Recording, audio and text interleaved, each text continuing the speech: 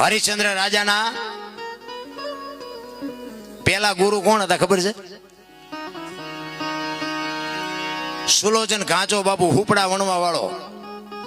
હમણાં સવરા મંડપની વાત કરી ને, એ સવરા મંડપમાં ગુરુ ગાદી ઉપર સુલોચન ઘાંચો હુપડા વણવા વાળો, સમજી લેજો. અને ઓલો અયોધ્યાનો સમ્રાટ. અને રાતે નગર ચર્ચા જોવા નીકળ્યા ને, અને 12 બીજના ધણીનો પાઠ છે ને ગત ગંગા ભેગી થઈ છે, એમાં જતી સતી હોય. આ સમજતા હોય સમજે, બધા નહીં સમજે. આ સંતો બેઠા છે એટલે મને વાત કરવાની મજા આવે. એ જતી સતી નો મેળાવડો છે. અને રાજા હરિશ્ચંદ્ર બાપુ હાથમાં તલવાર લઈ અને પછડો ઉઠી નગર ચર્ચા જોવા નીકળ્યા ને એમને આમ જોયું કે હારું આ મકાનમાં શું વાતું થાય અત્યારે. અને એમને અહીંયા કાન માંડીને જોયું ને, અને હરિશ્ચંદ્ર રાજાના બાપુ બારણા ઉઘડી ગયા. ઓ ભાઈ, આ હું કરું છું એમાં તો કાંઈ છે નહીં, એ તો મરી જઈશ તો કોઈ ભાઈ નહીં મને ઓળખે, અને કરવાનું છે તો રહી જાય છે. અને તલવાર બહાર મૂકીને બાપુ માલપા ગયા ને, બધાના કાળજા થડાક ઉથડાક મીંડ્યા થાવા કે રાજા આવી ગયા, રાજા આવી ગયા.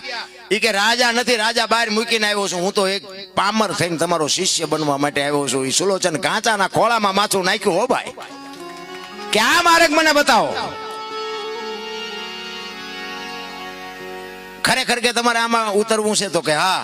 ઈ જે કઈ ગુરુ મહારાજે એમના કઈ શબ્દ જે કઈ આપવાનો હતો એ આપી.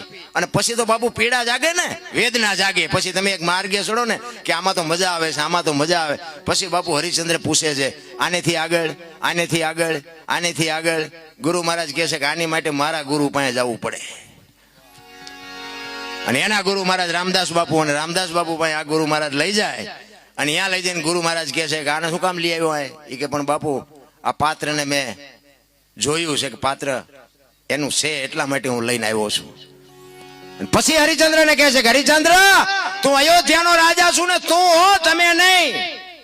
જો આ સંતની ભાષા છે, કારણ કે તમારી સહન શક્તિ કેટલી છે એની વાત.